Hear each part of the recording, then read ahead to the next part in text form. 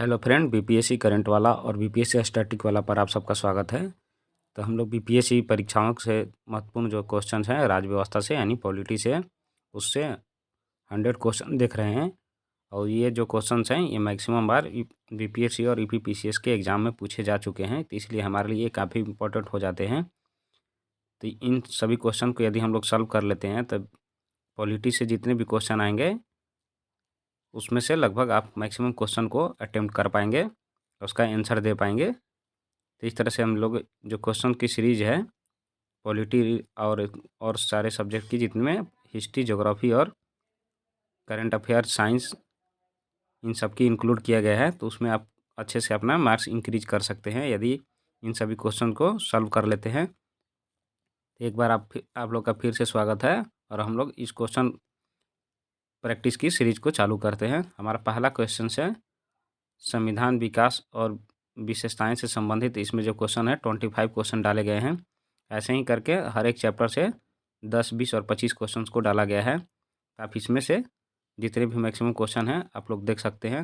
आप लोगों को किसी अलग से वीडियो देखने की ज़रूरत नहीं पड़ेगी। यदि यह देख लेते हैं वीडियो, तो इसमें सारे इंपॉर्टेंट जो क्वेश्चन है इसमें डाल दिए गए हैं। तो हमारा पहला क्वेश्चन है भारतीय संविधान की प्रस्तावना में हम भारत के लोग वाक्यांश का अर्थ क्या है। तो इसका ऑप्शन दिया हुआ है भारत के संविधान का स्रोत है, संविधान का स्रोत भारत की जनता है। ऑप्शन सी भारतीय संसद संविधान का स्रोत है। डी ऑप्शन राष्ट्रपति संविधान का स्रोत है। इसका करेक्ट आंसर है ऑप्शन बी, संविधान का स्रोत भारत की जनता है। नेक्स्ट है क्वेश्चन नंबर 2, किस अधिनियम ने केंद्र में द्विसदनीय या बाईकैमरलिज्म और प्रत्यक्ष चुनाव की शुरुआत की है। तो हमारे ऑप्शन हैं भारतीय सरकार अधिनियम 1909, भारत सरकार अधिनियम 1919, भारत सरकार अधिनियम 1935 और भारत स्वतंत्रता अधिनियम 1947। इसका करेक्ट आंसर है हमारा द्विसदनीय व्यवस्था है जो भारत सरकार अधिनियम जो है 1919 के द्वारा इसको लागू किया गया था। बाई कैमरलिज्म और द्विसदनीय व्यवस्था का तात्पर्य है दो हाउसों का होना, यानी दो संसद के जो दो सत्र हाउस होते हैं, लोअर हाउस और अपर हाउस, यानी lower house Lok Sabha and upper house Rajya Sabha, ये दो तरह से डिवाइड किए गए थे। भारत सरकार अधिनियम जो 1919 है और इसमें जो है इसको मोंटेस्क्यू चेम्सफोर्ड रिफॉर्म के नाम से भी जाना जाता है, जिसके द्वारा ही काउंसिल ऑफ स्टेट यानी अपर हाउस और लेजिस्लेटिव असेंबली यानी लोअर हाउस को इंट्रोड्यूस किया गया था। नेक्स्ट है क्वेश्चन नंबर 3, भारत के संविधान में संसदीय विशेषाधिकार यानी पार्लियामेंट्री प्रिविलेज की अवधारणा किस देश से ली गई है। तो इसकी जो ऑप्शन है संयुक्त राज्य अमेरिका, ऑस्ट्रेलिया, ब्रिटेन और कनाडा। तो इसको लिया गया है ब्रिटेन से। नेक्स्ट क्वेश्चन नंबर 4, भारतीय संविधान में कितने भाग और अनुसूचियां हैं। यानी ये करंट में पूछ रहा है कि भारतीय संविधान में कितने अनुसूचियां हैं, न कि जो स्टार्टिंग में संविधान बना था उसके अकॉर्डिंग। हमारे ऑप्शन है 22 भाग, 8 अनुसूचियाँ, बी ऑप्शन 24 भाग, 10 अनुसूचियाँ, सी ऑप्शन 25 भाग, गणना अनुसार 12 अनुसूचियाँ और डी 26 भाग और 12 अनुसूचियाँ। तो इसका करेक्ट आंसर है ऑप्शन सी, 25 भाग है वर्तमान में और 12 अनुसूचियाँ हैं। नेक्स्ट है क्वेश्चन नंबर 5, निम्नलिखित में से कौन सा शब्द भारतीय संविधान की प्रस्तावना में शामिल नहीं है। हमारा ऑप्शन है संप्रभु, समाजवादी, पंथ निरपेक्ष और संघीय यानी फेडरल। तो हमारा करेक्ट आंसर है ऑप्शन डी, संघीय। ये हमारे भारतीय संविधान की जो प्रस्तावना है उसमें इसको शामिल नहीं किया गया है। नेक्स्ट क्वेश्चन नंबर 6, संविधान सभा के अस्थायी अध्यक्ष कौन थे, यानी टेम्पोररी प्रेसिडेंट किनको चुना गया था। इसको चुना गया ऑप्शन है हमारे doctor Rajendra Prasad, option B R Ambedkar, option C Jawaharlal Nehru, option D Sachchidanand Sinha.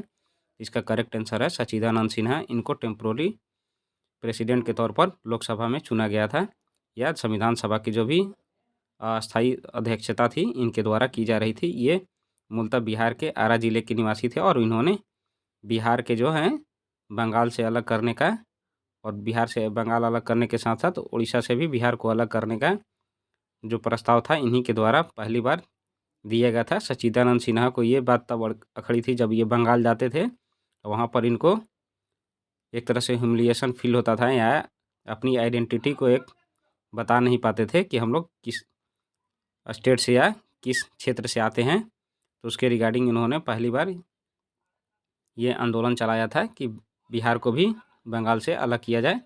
Next है क्वेश्चन नंबर 7, राज्य पुनर्गठन आयोग की स्थापना किस वर्ष हुई थी? राज्य पुनर्गठन आयोग के लिए हमारे ऑप्शन दिए हुए, option A 1950, option B 1951, option C 1953, option D 1956। तो इसका करेक्ट आंसर है राज्य पुनर्गठन की आयोग की स्थापना 1953 में कर दी गई थी, जबकि इसकी स्थापना जो है प्रस्ताव जो है 1952 ईस्वी में ला दिया गया था। इसी के आधार पर जो हमारा फर्स्ट स्टेट है जो लैंग्वेज बेस पर डिवाइड हुआ था, आंध्र प्रदेश, इसी के आधार पर किया गया था।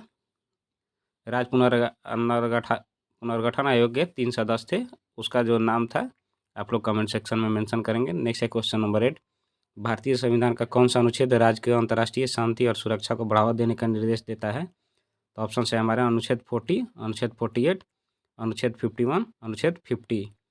तो इसका ऑप्शन है हमारे करेक्ट अनुच्छेद 51। इसमें अंतर्राष्ट्रीय शांति और सुरक्षा को बढ़ावा देने का कंसेप्ट आया है और ये हमारे जो यूनाइटेड नेशन सिक्योरिटी काउंसिल के जो भी परफॉर्मा है उसके अकॉर्डिंग भी ये उससे अलाइन करता है। नेक्स्ट है क्वेश्चन नंबर, इसमें अनुच्छेद 40 नंबर इंपॉर्टेंट हो जाता है। अनुच्छेद 40 नंबर में पंचायती राज के बारे में मेंशन किया गया है।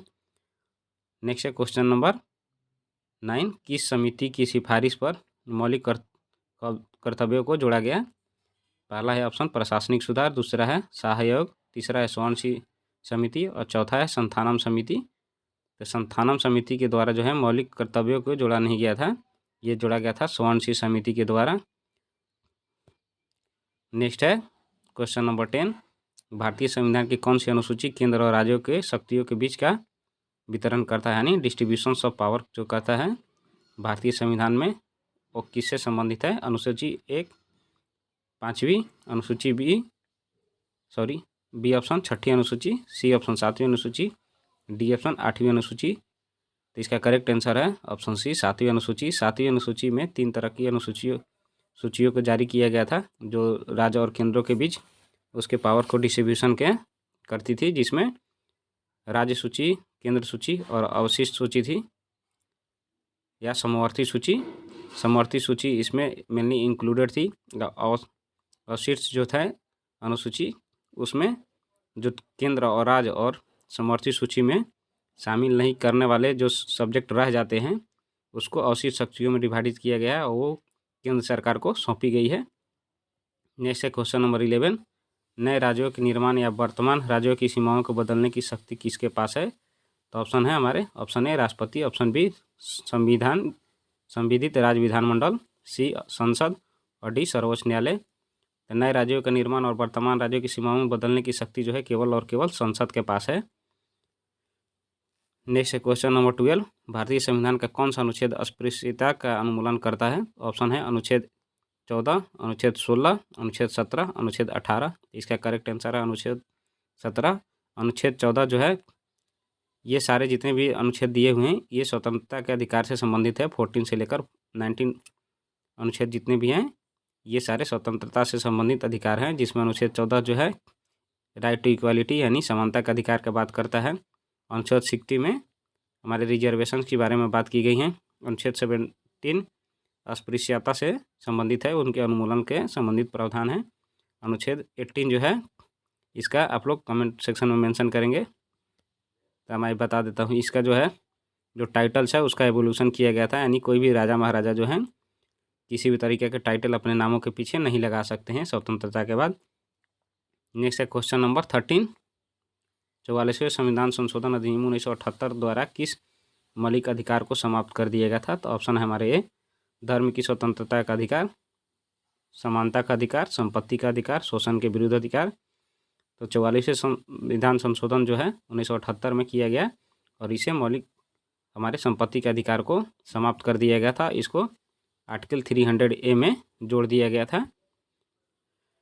नेक्स्ट है क्वेश्चन नंबर 14, संविधान का कौन सा अनुच्छेद दोहरे दंड यानी डबल जियोपार्डी के विरुद्ध संरक्षण प्रदान करता है? हमारे ऑप्शन हैं अनुच्छेद 19, अनुच्छेद 20, अनुच्छेद 21, अनुच्छेद 22। ये काफ़ी डिफिकल्ट क्वेश्चन हो जाते हैं जिस तरह से ये ऑप्शन आपको लोग ये पुट किया गया है। तो ये जितने भी हैं लगातार अनुच्छेद जो हैं डाले गए हैं, तो हम लोग एक एक करके देख लेते हैं। अनुच्छेद 19 जो है ये स्वतंत्रता के अधिकार से संबंधित है। अनुच्छेद 20 जो है डबल जेओपार्डी के बारे में बताता है। ऑप्शन बी हमारा इसका राइट आंसर है। अनुच्छेद 21, अनुच्छेद 22 के बारे में आप लोग मेंशन करेंगे। नेक्स्ट है 15 नंबर, भारत के संविधान के किस भाग में मौलिक अधिकार दिए गए हैं? हमारे ऑप्शन है भाग 2, भाग 3, भाग 4 और भाग 5। तो इसमें हमारा करेक्ट आंसर है भाग 3, जिसमें मौलिक अधिकारों यानी फंडामेंटल राइट्स के बारे में दिए गए हैं। भाग 2 जो है ये राज्य और केंद्र सरकार के बीच के यानी राज्यों के बारे में बताई गई है। भाग 4 जो है मौलिक कर्तव्य के बारे में है या डीपीएसपी के बारे में है। भाग 4 ये जो है मौलिक कर्तव्य और भाग 5 जो है केंद्र सरकारों से रिलेटेड है। नेक्स्ट क्वेश्चन नंबर 16, संविधान का कौन सा अनुच्छेद जो है संवैधानिक उपचारों का अधिकार प्रदान करता है? अनुच्छेद 28, अनुच्छेद 32, अनुच्छेद 33 और अनुच्छेद 34। इसका करेक्ट आंसर अनुच्छेद 32 जो है संविधान के उपचारों का अधिकार देता है, जिसे भीमराव अम्बेडकर ने संविधान की आत्मा तक कहा था। यानी जब हम लोग का फंडामेंटल राइट और मौलिक अधिकारों का हनन होता है तो सुप्रीम कोर्ट के द्वारा अनुच्छेद 32 के तहत हम अपने अधिकारों को इस्टेब्लिश फिर से करवा सकते हैं। यानी ये जितने भी अधिकार हैं फंडामेंटल राइट्स में, ये केंद्र के मनमाने तरीके से किए जाने वाले जो हमारे अधिकार हैं उन पर आक्रमण को रोकता है। नेक्स्ट है क्वेश्चन नंबर 17, किस मामले में सर्वोच्च न्यायालय ने बुनियादी संरचना यानी बेसिक स्ट्रक्चर के सिद्धांत को प्रतिपादित किया था? ऑप्शन है गोरखनाथ मामला, दूसरा है मिनर्वा मिल्स, सी है केशवानंद भारती बनाम केरल राज्य और डी ऑप्शन AK गोपालन मामला। तो इसका करेक्ट आंसर केशवानंद भारती बनाम केरल राज्य। ये इंपॉर्टेंट क्वेश्चन हो जाता है क्योंकि केशवानंद भारती जी का पिछले साल ही निधन हुआ था, जिन्होंने केरल में यानी केरल हाई कोर्ट में अपने अधिकारों के लिए केस लड़ा था, जिसके द्वारा ही कोर्ट के द्वारा ये बेसिक स्ट्रक्चर का सिद्धांत को प्रतिपादित किया गया था। नेक्स्ट है क्वेश्चन नंबर 18, किस अनुच्छेद के तहत जीवन का अधिकार और व्यक्तिगत स्वतंत्रता का संरक्षण दिया गया है? तो हमारे ऑप्शन है अनुच्छेद 19, अनुच्छेद 20, अनुच्छेद 21, अनुच्छेद 22। तो देखिए ये क्वेश्चन जो मैंने पीछे क्वेश्चन में पूछा था कि अनुच्छेद 21, 22 के बारे में बताइए, तो इसका ऑप्शन आ गया। इसका करेक्ट आंसर है अनुच्छेद 21 जो है जीवन का अधिकार और व्यक्तिगत स्वतंत्रता का संरक्षण देता है। यदि कोई मेरे से पूछे कि पूरे कॉन्स्टिट्यूशन में कौन सा आर्टिकल सबसे ज़्यादा इंपॉर्टेंट है, तो मेरे लिए ये अनुच्छेद 21 काफ़ी इंपॉर्टेंट हो जाता है। जब भी फ्रीडम से रिलेटेड यानी व्यक्तिगत फ्रीडम से रिलेटेड कोई भी क्वेश्चन पूछता है, यदि आप लोग को ऑप्शन समझ नहीं आती है कि इसका ऑप्शन क्या होगा, तो अनुच्छेद 21 पर बेधड़क मार सकते हैं। यदि 21A दिया रहे तो वो मोस्ट एक्यूरेट ऑप्शन होगा। नेक्स्ट है क्वेश्चन नंबर 19, मौलिक कर्तव्य किस संविधान संशोधन द्वारा जोड़े गए हैं? हमारा ऑप्शन है 40वां संशोधन, दूसरा है 42वां संशोधन, तीसरा है 44वां संशोधन और डी है 52 कॉन्स्टिट्यूशनल अमेंडमेंट।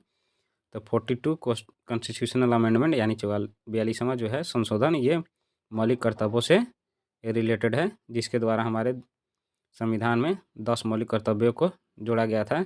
जो स्वर्ण समिति के सिफारिश पर यह किया गया था, मौलिक कर्तव्यों को जोड़ा गया था।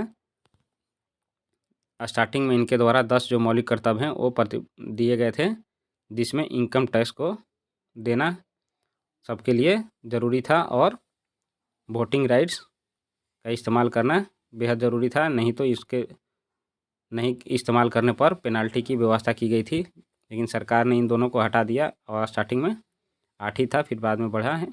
नेक्स्ट है क्वेश्चन नंबर 20, भारतीय संविधान की किस अनुसूची में मान्यता प्राप्त भाषाओं का उल्लेख है? तो ऑप्शन हमारे 7वीं अनुसूची, 8वीं अनुसूची, 9वीं अनुसूची और 10वीं अनुसूची। तो इसमें हमारा करेक्ट आंसर है 8वीं अनुसूची जो है ये भारतीय संविधान के जो मान्यता प्राप्त भाषाएं हैं उनको बारे में उल्लेख करता है, जिसमें हमारे 22 भाषाएं हैं, जिसमें से 2002 में प्रधानमंत्री अटल बिहारी वाजपेयी के नेतृत्व में 4 भाषाओं को जोड़ा गया था, जिसमें बोडो, डोंगरी, संथाली और मैथिली को जोड़ा गया था। इसके अलावा जो और हैं 4 उनको जोड़े गए हैं। लास्ट में अभी क्वेश्चन नंबर 21 देखते हैं, समान नागरिक संहिता यूनिफॉर्म सिविल कोड का प्रावधान किस अनुच्छेद में है? तो ऑप्शन है हमारे अनुच्छेद 40, अनुच्छेद 42, अनुच्छेद 44, अनुच्छेद 48। तो इसका जो करेक्ट आंसर है अनुच्छेद 44 में समान नागरिक संहिता का प्रावधान किया गया है। अनुच्छेद 48 जो है 2 बार आ चुका है, तो इसलिए हम लोग इसको पढ़ लेते हैं कि अनुच्छेद 48 क्या है। अनुच्छेद 48 में कृषि और पशुपालन के संगठन के बारे में इसमें बताया गया है। इसमें राज्य कृषि और पशुपालन को आधुनिक और वैज्ञानिक प्रणालियों से संगठित करने का प्रयास करता है। यानी राज्य का ये दायित्व होता है जो कृषि और पशुपालन के जितने भी आधुनिक और वैज्ञानिक प्रणाली हैं उसको संगठित करे और इसकी विशेषताओं को जैसे गाय और उनके बछड़ों और तथा अन्य दुधारी जो वाहक होते हैं या पशु होते हैं उनके नस्लों को परीक्षण करके उनमें सुधार करें और इनके वध पर प्रतिषेध करें। ये महात्मा गांधी के द्वारा उठाए गए बीपीएसपी में कदम है, यानी महात्मा गांधी के विचारों से ये प्रेरित है। यदि कोई पूछता है कि गौवध को किस आर्टिकल के तहत रोका गया है तो यह है आर्टिकल 48 के तहत। नेक्स्ट है आर्टिकल 42, इसके बारे में भी जान लेते हैं। आर्टिकल 42 में काम की न्याय संगत और मनोचित जो दशाएं होती हैं तथा जो प्रसूति सहायता को बंद किया गया है आर्टिकल 42 में किया गया है। राज्य का ये निर्देश दिया गया है कि काम के लिए जो न्याय संगत व्यवस्था होती है मनोचित दशा का यानी मनोबल न गिराने वाले दशाओं का प्रयोग करें और जिसके द्वारा जो लेबरर्स हैं उनके अधिकारों की बात की गई है। Labourers in the means of ये आपको हर किसी के काम के लिए न्याय संगत जो और उसका मानसिक संतुलन को बनाए रखने वाले काम को प्रतिस्पादित करना है, ना कि उनको टेंशन देना है या ओवरलोड वर्क नहीं करानी है। नेक्स्ट है 22 नंबर क्वेश्चन, नवी अनुसूची किस प्रधानमंत्री के कार्यकाल में जोड़ी गई थी? ये यूपीएससी के आईएएस के एग्जाम में 2017 में पूछा गया क्वेश्चन है। जवाहरलाल नेहरू ऑप्शन है, option B Indira Gandhi, option C Rajiv Gandhi, option D Jawaharlal Nehru प्रथम संशोधन 1951 के द्वारा। तो इसका correct answer option D Jawaharlal Nehru द्वारा जो प्रथम संशोधन हुआ था 1951 में उसके द्वारा जो है नवी अनुसूची को जोड़ा गया था, जिसमें जो जुडिशियल एक्टिविटी है उस पर जुडिशियल एक्टिविटी जो है जो संपत्ति के अधिकार हैं उन पर हटाया था और इनके द्वारा संपत्ति के अधिकार को फंडामेंटल राइट से बाहर किया गया था। नेक्स्ट है क्वेश्चन नंबर 23, संविधान की प्रस्तावना में अब तक कितनी बार संशोधन किया गया है? तो ये क्वेश्चन है, ये काफ़ी इंपॉर्टेंट क्वेश्चन है, इससे बीपीएससी में बहुत बार क्वेश्चन पूछा जा चुका है। नेक्स्ट ऑप्शन इसका 2 बार, बी ऑप्शन 3 बार, सी ऑप्शन 1 बार, कभी नहीं। तो इसको केवल 1 बार किया गया है 1976 में इंदिरा गांधी के द्वारा 42 कॉन्स्टिट्यूशनल अमेंडमेंट के द्वारा, जिसमें क्या बोलते हैं उसको सांप्रदायिकता जैसे शब्दों को धर्मनिरपेक्ष यानी उसको जोड़ा गया था, राष्ट्र की एकता जैसी शब्दों को जोड़ा गया था। नेक्स्ट है क्वेश्चन नंबर 24, भारतीय संविधान के निर्माण में कितना समय लगा था? तो ये भी क्वेश्चन बार बार पूछे जाते हैं, ये बीपीएससी के एग्जाम में लगभग 2 से 3 बार पूछा जा चुका है। पहला ऑप्शन है 2 वर्ष 10 माह 18 दिन, दूसरा ऑप्शन है 2 वर्ष 11 माह 18 दिन, ये कहीं कहीं 19 दिन भी लिखता है। 3 वर्ष 10 माह 18 दिन, 3 वर्ष 11 माह 18 दिन। तो इसका करेक्ट आंसर ऑप्शन बी 2 वर्ष 11 माह 18 दिन। नेक्स्ट है क्वेश्चन, भारत में एकल नागरिकता की अवधारणा किस देश से ली गई है? हमारा ऑप्शन है संयुक्त राज्य America, option B Canada, option C Britain, option D France. तो इसका करेक्ट आंसर है ब्रिटेन। बाकी सब देशों में जो है उनके स्टेट के लिए भी सिटीजनशिप दिए जाते हैं। हमने ये जो सिटीजनशिप का सिंगल सिटीजनशिप की अवधारणा ली है वो ब्रिटेन से मूलतः ली है। नेक्स्ट है क्वेश्चन नंबर 26, ये संघ और राज्यों से लिए गए क्वेश्चन हैं। राष्ट्रपति का शपथ कौन दिलाता है? 26 नंबर क्वेश्चन, ये ऑप्शन है उपराष्ट्रपति, प्रधानमंत्री, भारत का मुख्य न्यायाधीश या लोकसभा का अध्यक्ष। इसका जो आंसर है करेक्ट, भारत के मुख्य न्यायाधीश जो हैं राष्ट्रपति को शपथ दिलाते हैं, इसके साथ साथ प्रधानमंत्री को भी यही शपथ दिलाते हैं। सुप्रीम कोर्ट के जज का भी जो शपथ है सुप्रीम कोर्ट के चीफ जस्टिस का भी जो शपथ है वो राष्ट्रपति के द्वारा लिया जाता है। नेक्स्ट है क्वेश्चन नंबर 27, राष्ट्रपति अपना त्यागपत्र किसे सौंपते हैं? तो ऑप्शन है हमारे मुख्य न्यायाधीश, उपराष्ट्रपति, प्रधानमंत्री, ऑप्शन डी लोकसभा अध्यक्ष। तो इसका करेक्ट आंसर है ऑप्शन बी उपराष्ट्रपति को। और उपराष्ट्रपति जो है अपना त्यागपत्र राष्ट्रपति को सौंपते हैं। नेक्स्ट है क्वेश्चन नंबर 28, प्रधानमंत्री की नियुक्ति कौन करता है? ऑप्शन है लोकसभा अध्यक्ष, ऑप्शन बी राष्ट्रपति, ऑप्शन सी प्रधानमंत्री परिषद, ऑप्शन डी भारत का मुख्य न्यायाधीश। तो इसका करेक्ट आंसर है ऑप्शन बी। भारत के राष्ट्रपति जो हैं प्रधानमंत्री की नियुक्ति करते हैं। हमारे यहाँ प्रधानमंत्री का चुनाव ना होकर यानी निर्वाचन ना होकर उनकी नियुक्ति की जाती है। और ये नियुक्ति जितने भी मेंबर ऑफ पार्लियामेंट यानी संसद चुने जाते हैं उनके द्वारा जो मेजॉरिटी में चुनी जाती हैं कि ये हमारे देश के प्रधानमंत्री होंगे, ये संसदीय कार्यों में जो हेड होंगे वो हमारे प्रधानमंत्री होंगे। नेक्स्ट है क्वेश्चन नंबर 29। लोकसभा में शून्यकाल की अधिकतम अवधि क्या हो सकती है, यानी 0 आवर्स की अधिकतम अवधि कितनी हो सकती है। ऑप्शन है हमारे 30 मिनट, 1 आवर, 2 आवर और अनिश्चितकाल। इसका करेक्ट आंसर है मैक्सिमम जो है 0 आवर 1 घंटे के लिए हो सकती है। Question number 30। लोकसभा अध्यक्ष अपना त्यागपत्र किसे सौंपता है। तो हमारे ऑप्शन हैं राष्ट्रपति, उपराष्ट्रपति, प्रधानमंत्री और लोकसभा उपाध्यक्ष। तो इसका करेक्ट आंसर है लोकसभा उपाध्यक्ष को लोकसभा अध्यक्ष अपना इस्तीफा यानी त्यागपत्र सौंपते हैं। लोकसभा उपाध्यक्ष जो हैं ये लोकसभा अध्यक्ष को अपना इस्तीफा सौंपते हैं। नेक्स्ट है क्वेश्चन नंबर 31। राज्यसभा का पदेन अध्यक्ष कौन होता है। पहला ऑप्शन है राष्ट्रपति, उपराष्ट्रपति, सी ऑप्शन प्रधानमंत्री, इनमें से कोई नहीं। इसका करेक्ट आंसर है राज्यसभा के पदेन अध्यक्ष जो होते हैं वो होते हैं हमारे राष्ट्रपति, उपराष्ट्रपति।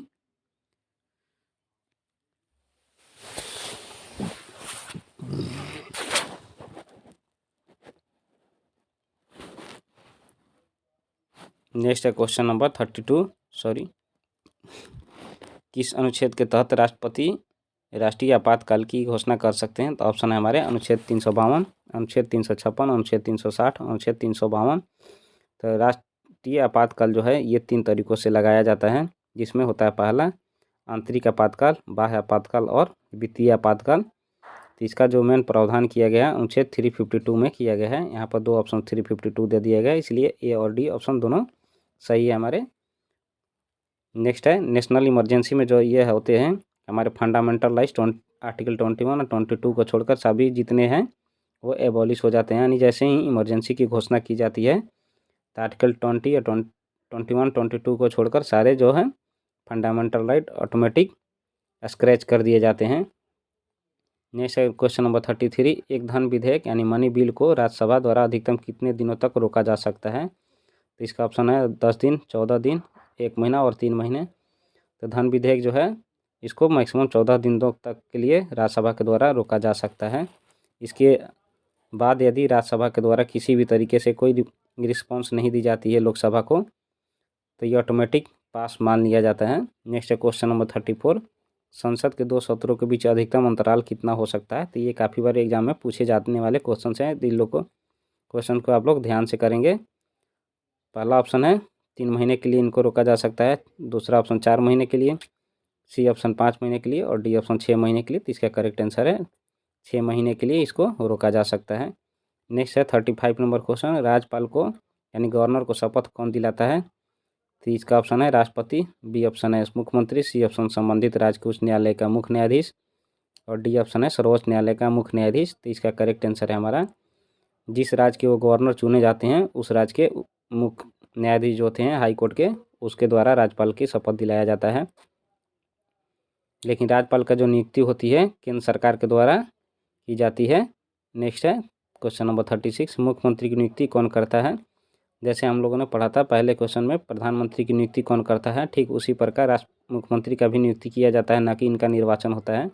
निर्वाचन तो हम लोग मेंबर ऑफ पार्लियामेंट और मेंबर ऑफ लेजिस्लेटिव असेंबली के सदस्यों को करते हैं।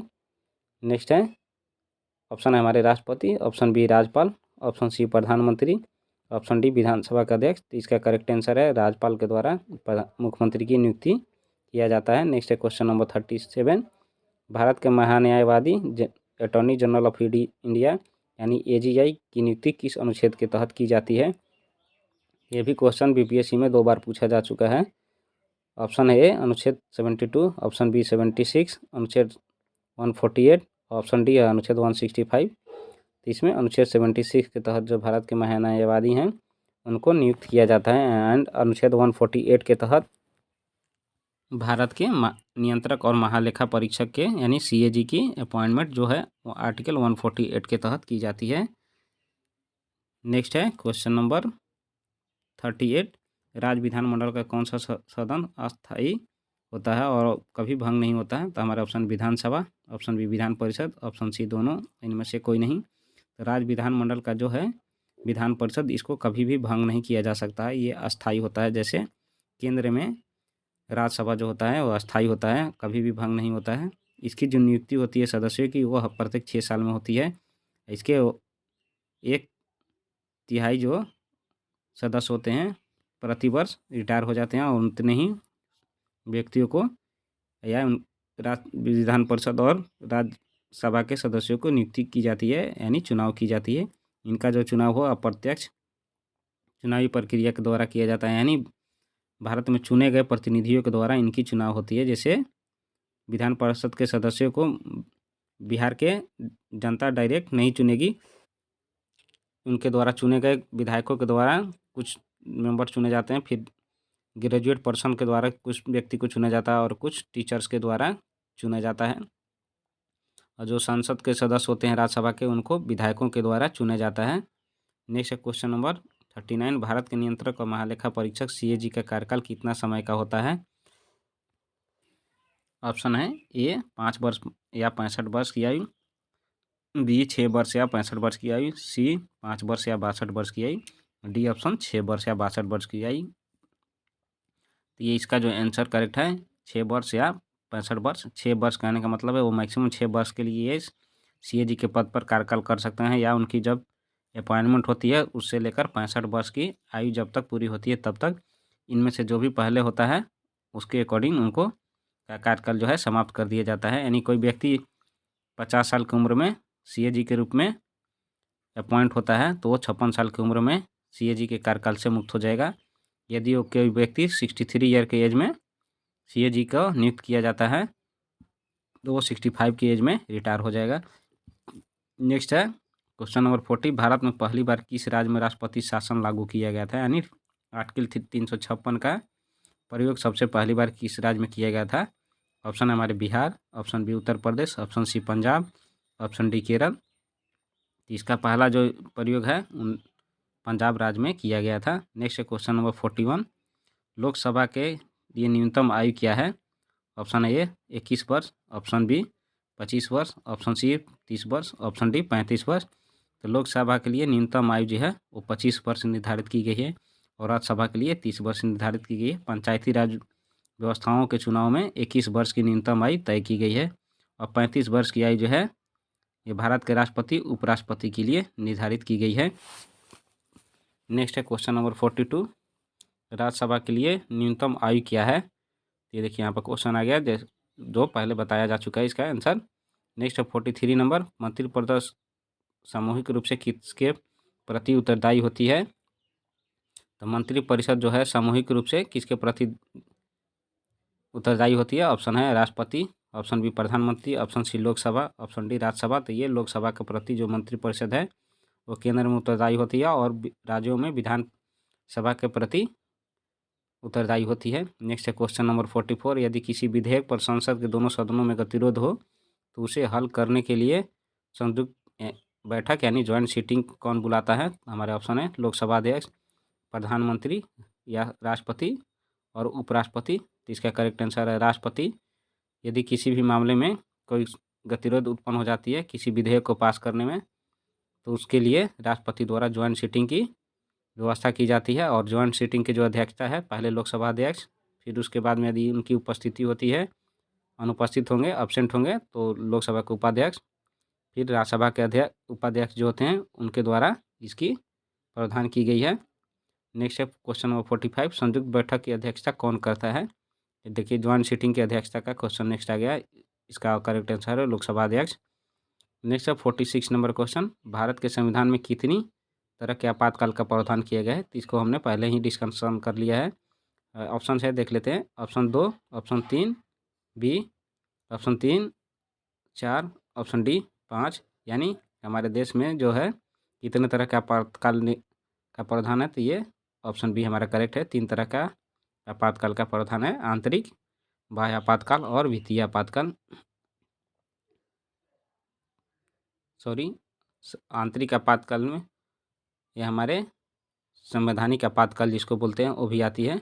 नेक्स्ट है 47 नंबर क्वेश्चन, राज्य विधान परिषद के कितने सदस्य राज्यपाल द्वारा मनोनीत किए जाते हैं। तो ये काफ़ी इंपॉर्टेंट क्वेश्चन हो जाता है बीपीएससी के रिलेटेड एग्जाम के लिए। हमारे ऑप्शन है 1/6, यानी एक विधानसभा के जितने भी सदस्य होते हैं, विधान परिषद के जितने भी सदस्य होते हैं राज्यपाल द्वारा कितने को मनोनीत किया जाता है। जैसे केंद्र में राष्ट्रपति के द्वारा मनोनीत सदस्य होते हैं राज्यसभा में, वैसे ही विधान परिषद में भी सदस्यों की नियुक्ति की जाती है राष्ट्रपति के द्वारा, राज्यपाल के द्वारा। इसका जो करेक्ट ऑप्शन है ऑप्शन बी, 1/3 सदस्यों को जो है राज्यपाल के द्वारा मनोनीत किए जाते हैं। नेक्स्ट है क्वेश्चन नंबर 48, ये काफ़ी इंपॉर्टेंट है। विनियोग विधेयक यानी अप्रोप्रिएशन बिल जो है आवश्यक है, किन कारणों से ये आवश्यक है। पहला है राष्ट्रपति के वेतन देने के लिए, ऑप्शन बी भारत के संचित निधि से धन निकालने के लिए, ऑप्शन सी नए कर को लगाने के लिए, ऑप्शन डी आपातकाल की घोषणा के लिए। तो विनियोग विधेयक जो है ये भारत के संचित निधि से धन निकालने के लिए किया जाता है, यानी कंसोलिडेटेड फंड ऑफ इंडिया जो है उससे पैसे अगर किसी को सरकार को निकालनी है तो विनियोग विधेयक यानी अप्रोप्रिएशन बिल को लाना पड़ेगा और इसको संसद से पास करानी होती है, तभी जाके वो किसी भी मुद्दे में खर्च कर सकते हैं। नेक्स्ट है क्वेश्चन नंबर 49, भारत के संविधान में कैबिनेट शब्द का प्रयोग केवल कितनी बार किया गया है, यानी सब कैबिनेट शब्द का इस्तेमाल जो है कितनी बार भारतीय संविधान में किया गया है। ऑप्शन है ए 2 बार, ऑप्शन बी 1 बार, ऑप्शन सी 3 बार, ऑप्शन डी 4 बार। तो ये केवल 1 बार किया गया है। अनुच्छेद 352 में कैबिनेट शब्द का एक ही बार केवल इस्तेमाल किया गया है, वो भी कैबिनेट डायरेक्ट नहीं है, मंत्रिपरिषद का संबंध से है। नेक्स्ट क्वेश्चन नंबर 50, उच्च न्यायालय के न्यायाधीशों की सेवानिवृत्ति की आयु क्या है। तो पहला ऑप्शन है 60 वर्ष, ऑप्शन बी 62 वर्ष, ऑप्शन सी 65 वर्ष, ऑप्शन डी 68 वर्ष। तो इसका करेक्ट आंसर है ऑप्शन बी 62 वर्ष। जो उच्च न्यायालय के न्यायाधीशों की सेवानिवृत्ति की उम्र है वो 62 वर्ष है, और उच्चतम न्यायालय यानी सुप्रीम कोर्ट के न्यायाधीशों की सेवानिवृत्ति की उम्र 65 वर्ष है। नेक्स्ट डे हम लोग देखेंगे चैप्टर 3 न्यायपालिका, स्थानीय शासन और संवैधानिक निकायों से क्वेश्चन। मिलते हैं नेक्स्ट वीडियो में, तब तक बने रहिए। वीडियो अगर अच्छी लगती है तो आप लोग लाइक शेयर कमेंट और चैनल को सब्सक्राइब कर लें और बेल आइकन को दबा लें, जिससे आप लोग को जैसे ही क्वेश्चन आए तो आप लोग इंपॉर्टेंट क्वेश्चंस को देख सकें। मिलते हैं नेक्स्ट वीडियो में। जय हिंद।